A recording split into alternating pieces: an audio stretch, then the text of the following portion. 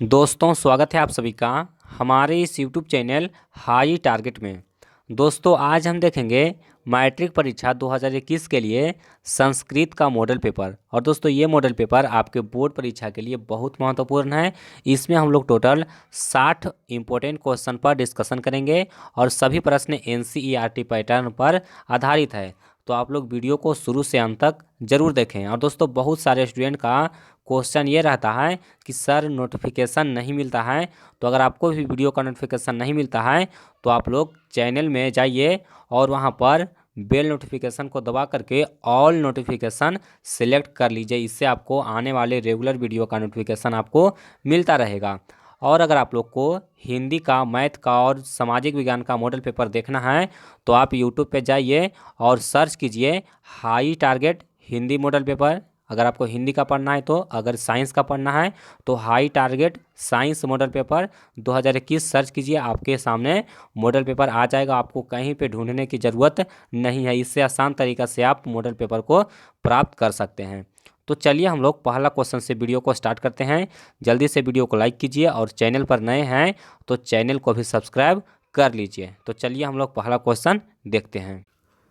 तो चलिए देखते हैं पहला प्रश्न को। देखिए पहला प्रश्न कहता है कि वाराहमिहिर द्वारा रचित कौन सा ग्रंथ है। दोस्तों कहता है कि वाराहमिहिर द्वारा रचित कौन सा ग्रंथ है। तो देखिए आपको ऑप्शन दिया हुआ ए में आचार संहिता, बी है विचार संहिता, सी है बृहंत संहिता और डी है मंत्र संहिता।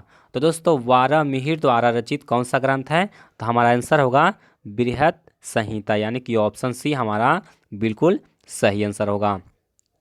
चलिए उसके बाद देखते हैं दूसरा क्वेश्चन। देखिए दूसरा प्रश्न कहता है कि आलस कथा अंतर्गत मिथिला में कौन मंत्री थे। दोस्तों कहता है कि आलस कथा के अंतर्गत मिथिला का जो मंत्री था वो कौन था। तो दोस्तों इसका जो सही उत्तर होगा वो हो जाएगा बीरेश्वर। कौन था, तो बीरेश्वर था। इसको आपको याद रखना है। इसका सही उत्तर कौन सा होगा, ऑप्शन सी होगा।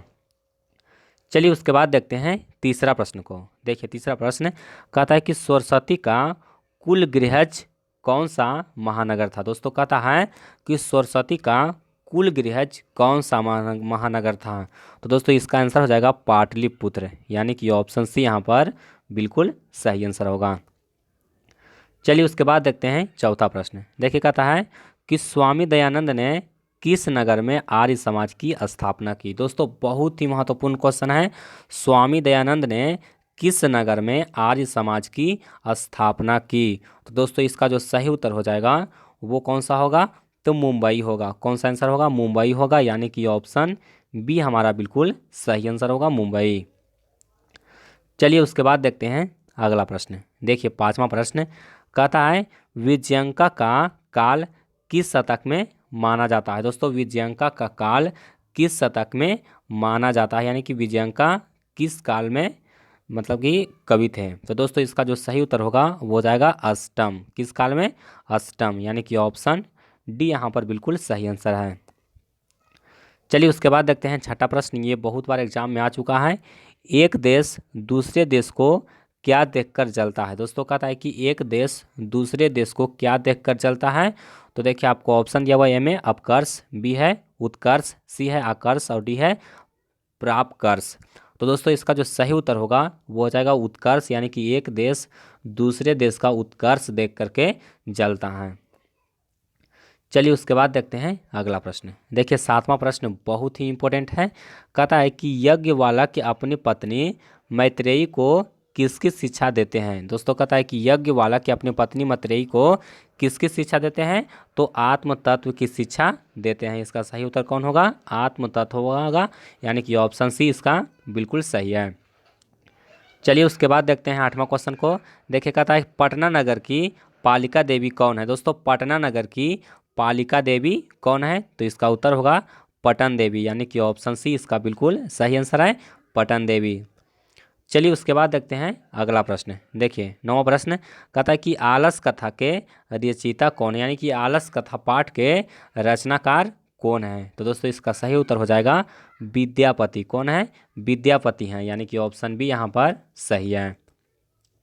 चलिए उसके बाद देखते हैं अगला प्रश्न। देखिए कहता है कि आलसशाला में आग लगाने पर भी कितने लोग नहीं भागे, यानी कि आलसशाला में जब आग लगाया गया तो कितने लोग आलसशाला को छोड़ करके नहीं भागे थे, यानी कि कितने आलसी लोग थे जो उसी आलसशाला में सोए हुए रह गए थे। तो दोस्तों इसका जो सही उत्तर होगा वो हो जाएगा 4 लोग, यानी कि ऑप्शन सी हमारा बिल्कुल सही है। चलिए उसके बाद देखते हैं अगला प्रश्न। देखिए कहता है संसार में बच्चों का सच्चा रक्षक कौन है। दोस्तों संसार में बच्चों का सच्चा रक्षक कौन है, तो उसकी माता है, यानी कि ऑप्शन ए यहाँ पर बिल्कुल सही होगा। चलिए उसके बाद देखते हैं 12वां सवाल। देखिए 12 नंबर सवाल ये भी मोस्ट इंपॉर्टेंट है।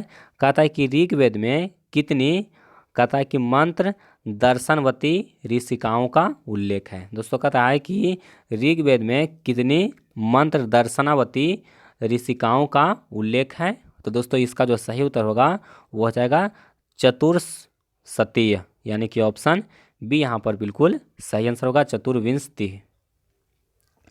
चलिए उसके बाद देखते हैं अगला प्रश्न। देखिए कहता है कि यज्ञवालक की पत्नी कौन थी। दोस्तों अभी ये प्रश्न पहले आ चुका था कि यज्ञवालक की अपनी पत्नी को या आत्म तत्व की शिक्षा देते थे, किसकी, तब मैत्रेयी को, यानी कि यज्ञवालक की पत्नी कौन थी, तो मैत्रेयी थी, यानी कि ऑप्शन ये हमारा बिल्कुल सही होगा। चलिए उसके बाद देखते हैं अगला प्रश्न। देखिए 14 नंबर सवाल ये भी मोस्ट इंपोर्टेंट सवाल है। देखिए कहता है कि महाभारत में किस लेखिका का उल्लेख मिलता है। दोस्तों महाभारत में किस लेखिका का उल्लेख मिलता है, तो हमारा आंसर होगा सुलभा का, किसका, सुलभा का, यानी कि ऑप्शन सी यहाँ पर बिल्कुल सही आंसर होगा। चलिए उसके बाद देखते हैं अगला प्रश्न। देखिए कहता है कि वर्तमान काल की संस्कृत लेखिका कौन है। दोस्तों वर्तमान काल की संस्कृत लेखिका कौन है, तो देखिए आपको ऑप्शन दिया ए में गंगा देवी, बी है सुलभा, सी है मिथिलेश कुमारी मिश्र और डी है विजयंका। तो दोस्तों इसका जो सही उत्तर होगा वो कौन सा होगा, मिथिलेश कुमारी मिश्र, यानी कि ऑप्शन सी हमारे यहाँ पर बिल्कुल सही आंसर होगा, मिथिलेश कुमारी मिश्र। चलिए उसके बाद देखते हैं अगला प्रश्न। देखिए कहता है कि भारत महिमा पाठ का द्वितीय श्लोक किस पुराण से संकलित है। दोस्तों भारत महिमा पाठ में जो दूसरा श्लोक है वो किस पुराण से संकलित है, तो दोस्तों इसका जो सही उत्तर होगा वो हो जाएगा भगवत पुराण से। किस पुराण से, भगवत पुराण से, यानी कि ऑप्शन बी आपको यहाँ पर बिल्कुल सही आंसर है। चलिए उसके बाद देखते हैं अगला प्रश्न। देखिए कहता है कि जन्म पूर्व संस्कार कितने हैं, यानी कि जन्म से पहले कितने संस्कार हैं, तो दोस्तों इसका सही आंसर होगा त्रय संस्कार। कितने संस्कार, त्रय संस्कार, यानी कि ऑप्शन डी यहाँ पर बिल्कुल सही आंसर होगा। चलिए उसके बाद देखते हैं अगला प्रश्न। देखिए 18वां सवाल ये भी मोस्ट इंपोर्टेंट सवाल है। देखिए कहता है कि भारतीय धारा कैसे सेविता। दोस्तों भारतीय धारा कैसे सेविता, तो इसका आंसर क्या हो जाएगा, सागर पर्वत निर्झराई। क्या आंसर होगा, सागर पर्वत निर्झराई, यानी कि ऑप्शन डी यहाँ पर इसका बिल्कुल सही आंसर होगा। चलिए उसके बाद देखते हैं अगला प्रश्न। देखिए कहता है कि भारतीय संस्कार पाठ भारत से की रचयति, यानी कि जो भारत संस्कार जो पाठ है वो भारत से की रचयति, तो दोस्तों इसका जो सही उत्तर हो जाएगा वो कौन सा होगा, इसका सही उत्तर होगा व्यक्तित्व। किसकी रचना करता है, तो व्यक्तित्व का, यानी कि ऑप्शन बी यहाँ पर बिल्कुल सही आंसर होगा। चलिए उसके बाद अगला प्रश्न। देखिए कहता है कि विदुर नीति कस्य रचना थी, यानी कि विदुर नीति है वो किसकी रचना है। दोस्तों ये किसकी रचना है, तो इसका आंसर होगा महात्मा विदुरस्य, यानी कि महात्मा विदुर का रचना है। किसका रचना है, महात्मा विदुरस्य का। चलिए उसके बाद देखते हैं अगला प्रश्न। देखिए 21वां सवाल ये भी मोस्ट इंपोर्टेंट है। देखिए कहता है कि विदुर नीतिते संकलति पाठस्य नामक की अस्ति, यानी कि इसका नाम क्या है, जो विदुर नीति जो संकलित है वो किस पाठ, उसका उस पाठ का नाम क्या है, तो उस पाठ का नाम है नीति श्लोक, यानी कि नीति श्लोक है वो विदुर नीति से संकलित है।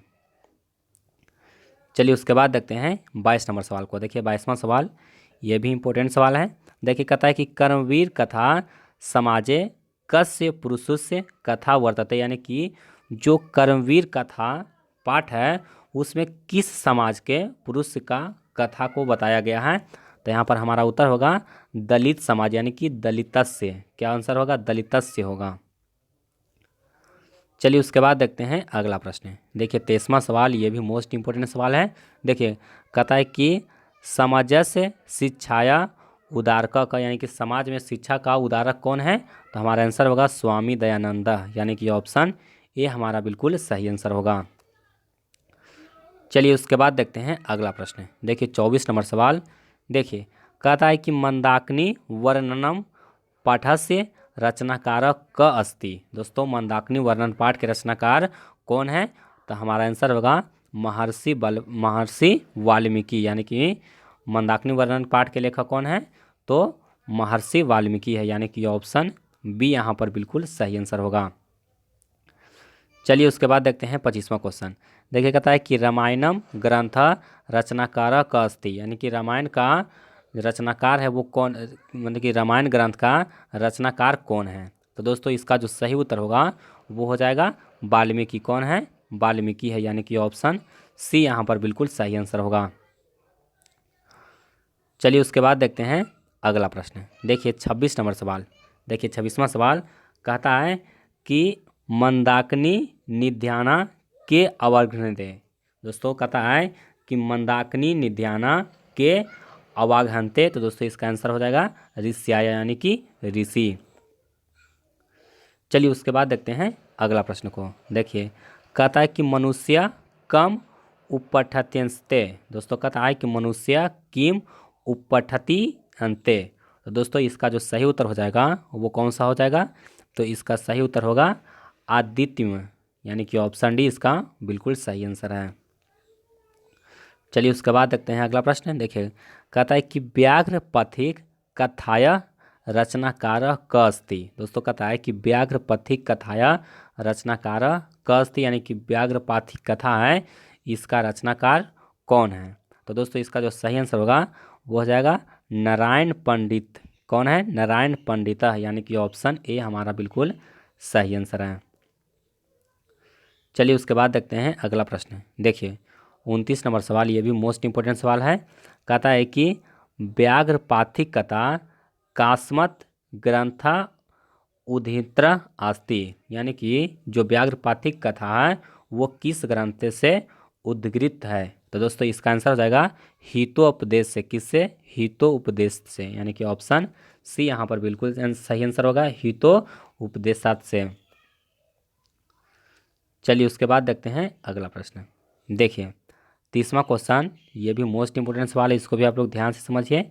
देखिए कहता है कि व्याघ्र पाथिक कथा कस्मात खंडात संकलित है, यानी कि किस खंड से संकलित है? यानी कि व्याघ्र पाथिक कथा वो किस खंड से संकलित है? तो इसका आंसर हो जाएगा मिथिला।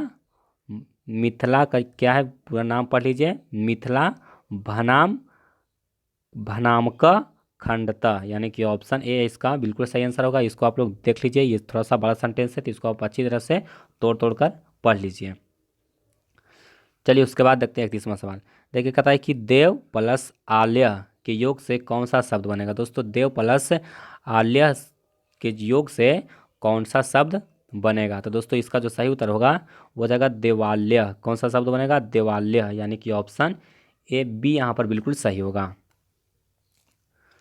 चलिए उसके बाद देखते हैं अगला प्रश्न। देखिए कहता है कि कलपयार्थ का क्षय भवति। दोस्तों कहता है कि कलापयार्थ क क्षय भवति, तो दोस्तों इसका सही उत्तर हो जाएगा शिक्षा।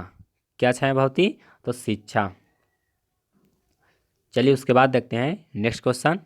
देखिए 33वां सवाल कहता है कि कर्णभारय नाटकम कस्य रचनास्ति, यानी कि कर्णभारय जो नाटक है इसके रचनाकार कौन है? तो भाष्य से है, यानी कि भाष्य इसके रचनाकार कौन है? तो भाष्य है।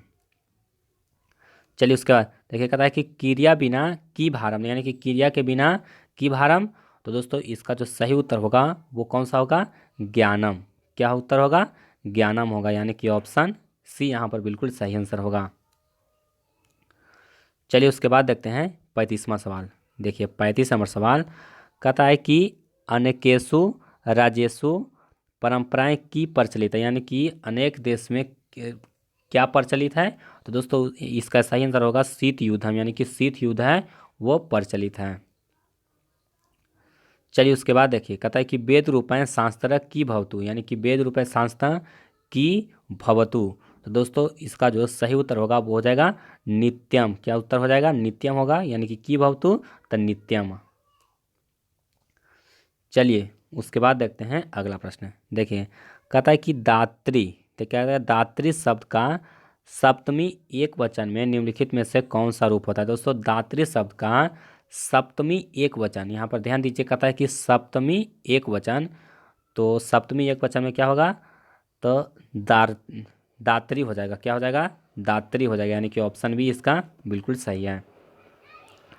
चलिए उसके बाद देखते हैं अगला सवाल। देखिए 38 नंबर सवाल कहता है कि तिर्यय पद में मूल शब्द निम्नलिखित में से कौन है? दोस्तों तिर्यय पद में जो मूल शब्द है वो कौन है? तो तिर्यय में होता है मूल शब्द श्री। क्या होता है? श्री होता है, यानी कि ऑप्शन सी इसका सही है। चलिए उसके बाद देखते हैं अगला प्रश्न। देखिए 39 नंबर सवाल कहता है कि देव शब्द के रूप में षष्ठी एक वचन में क्या होता है? दोस्तों षष्ठी एक वचन में देव का क्या हो जाएगा? तो देखिए देव का षष्ठी एक वचन में शायद देवास्य हो जाएगा। क्या हो जाएगा? देवास्य, यानी कि ऑप्शन ए इसका बिल्कुल सही है। चलिए उसके बाद देखें, कहता है कि युष्माकम। दोस्तों कहता है कि युष्माकम का मूल शब्द क्या है? दोस्तों युष्माकम का मूल शब्द क्या हो जाएगा? तो ईदम हो जाएगा। क्या हो जाएगा? ईदम हो जाएगा। ये बहुत बार आपके एग्जाम में आ चुका है।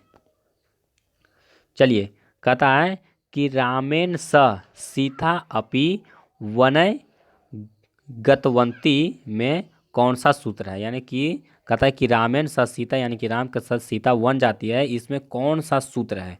दोस्तों इसमें कौन सा सूत्र है? तो इसमें सहार्थ तृतीया है। क्या है? सहार्थ तृतीया, इसको आपको याद रखना है। चलिए उसके बाद देखते हैं अगला प्रश्न। देखिए कहता है कि भारत प्रकृत्या एवं सुंदरम में कौन सा सूत्र है? दोस्तों इसमें भी आपको सूत्र पता लगाना है कि इसमें कौन सा सूत्र है। तो इसमें सूत्र जो है वह है प्रकृत्या दिभि उपसंख्यानम। कौन सा सूत्र है? तो प्रकृत्या दिभि उपसंख्यानम। चलिए उसके बाद देखिए कहता है कि जटाभि स तपसा जायते में कौन सा सूत्र है? दोस्तों जटाभि स तपसा जायते, इसमें कौन सा सूत्र है? तो इसमें इत्या मूलभूत क्षण है। क्या है? इत्या भूतल क्षण है, यानी कि ऑप्शन सी इसका बिल्कुल सही आंसर होगा। चलिए उसके बाद देखिए कहता है कि उद्गम में कौन सा उपसर्ग है? दोस्तों ये भी इंपॉर्टेंट क्वेश्चन है। उद्गम में कौन सा उपसर्ग है? तो उद्गम में उत उपसर्ग है। कौन सा उपसर्ग है? उत उपसर्ग है। चलिए उसके बाद देखिए अगला प्रश्न कहता है कि अनुभव में कौन सा उपसर्ग है? दोस्तों अनुभव में कौन सा उपसर्ग होगा? तो अनुभव में अनु उपसर्ग होगा। कौन सा उपसर्ग होगा? अनु होगा। चलिए उसके बाद देखते हैं अगला प्रश्न। देखिए 46 नंबर सवाल। देखिए कहता है कि दूर उपसर्ग से बना शब्द है। दोस्तों इसमें कौन सा शब्द है? वो दूर उपसर्ग से बना हुआ है। तो कहता है कि दूर स्वप्न, दूर स्वप्न, ये देखिए ये दूर उपसर्ग से बना हुआ है। तो हमारा आंसर क्या हो जाएगा? ऑप्शन ए ही होगा। इसमें देख लीजिए कहता है कि अस्था प्लस कतवा से कौन सा शब्द बनेगा? अस्था प्लस कतवा से कौन सा शब्द बनेगा? तो इसका हो जाएगा स्थितवा। क्या हो जाएगा? स्थितवा। चलिए उसके बाद अगला प्रश्न देखिए कहता है क्री प्लस कतवा से कौन सा शब्द बनेगा? तो क्री प्लस कतवा से कृतवा बनेगा। क्या बनेगा? कृतवा। चलिए उसके बाद देखिए कहता है कि दृश्य प्लस कतवा से कौन सा शब्द बनेगा? तो दृश्य प्लस कतवा से बनेगा दृष्टवा। क्या बनेगा? दृष्टवा बनेगा। उसके बाद देखिए अगला प्रश्न कहता है कि गम प्लस कतवा से कौन सा शब्द बनेगा? दोस्तों गम प्लस कतवा से कौन सा शब्द बनेगा? तो गतवा बनेगा। क्या बनेगा? गतवा बनेगा। चलिए उसके बाद देखिए कहता है भानु प्लस उदय से संधि करें, यानी कि भानु प्लस उदय को अगर हम लोग संधि करेंगे तो कौन सा शब्द बनेगा? तो भानुदय बनेगा। क्या बनेगा? भानुदय, यानी कि ऑप्शन ए यहाँ पर बिल्कुल सही है। चलिए उसके बाद अगला प्रश्न कहता है कि लघु प्लस उर्मी का संधि करें। लघु प्लस उर्मी का अगर संधि करेंगे तो क्या बनेगा? लघुर्मी बनेगा। क्या बनेगा? लघुर्मी। चलिए उसके बाद देखिए कहता है कि बधु प्लस उत्सव का संधि करें। बधु प्लस उत्सव का संधि क्या होगा? यानी कि दोनों को जोड़ेंगे तो कौन सा शब्द बनेगा? तो बंधुत्सव बनेगा, यानी कि ऑप्शन है यहाँ पर बिल्कुल सही आंसर है। चलिए उसके बाद देखिए कहता है कि उपकृष्णम में कौन सा समास है। दोस्तों उपकृष्णम में कौन सा समास है, तो उपकृष्णम में अव्ययी भाव समास है। चलिए उसके बाद देखिए, कहता है कि पीताम्बर में कौन सा समास है। दोस्तों पीताम्बर में कौन सा समास है, तो पीताम्बर में बहुविधि समास है। पीताम्बर में कौन सा समास है, तो बहुविधि समास है। कहता है कि इतिहारी में कौन सा समास है। दोस्तों इतिहारी, तो इतिहारी में अव्ययी भाव समास हो जाएगा। कौन सा समास होगा, अव्ययी भाव समास। उसके बाद कहते हैं वीणा पानी, वीणा पानी यानी कि सरस्वती जी का वर्णन किया गया है, तो वीणा पानी कौन सा समास है, तो ये भी हो जाएगा बहुव्रीहि समास। कौन सा समास, तो बहुव्रीहि समास। उसके बाद देखिए, कहता है कि देह रक्षा में कौन सा समास है। दोस्तों देह रक्षा में कौन सा समास है, तो इसमें तत्पुरुष समास है। चलिए उसके बाद देखिए अगला प्रश्न, कहता है कि किस शब्द में वी उपसर्ग है। तो देखिए विवेक, विराट, विहारा, इनमें से कोई नहीं, तो इसमें वी उपसर्ग किस में है, तो यहाँ पर हो जाएगा विहारा में वी उपसर्ग है। चलिए उसके बाद देखिए, कहता है कि रमा च सीता च का समस्त पद क्या है। दोस्तों कहता है कि रमा च सीता च का समस्त पद क्या है, तो दोस्तों इसका सही उत्तर होगा राम सीते। क्या हो जाएगा, राम सीते हो जाएगा दोनों का। तो दोस्तों उम्मीद करता हूँ कि ये वीडियो आपको पसंद आया होगा, और अगर आपको वीडियो पसंद आया तो वीडियो को लाइक कीजिए, इसको अपने दोस्तों में शेयर कीजिए, और अगर आप लोग चैनल पर नए हैं तो चैनल को भी सब्सक्राइब कर लीजिए। तो आज के लिए बस इतना ही, मिलते हैं आपको अगले वीडियो में।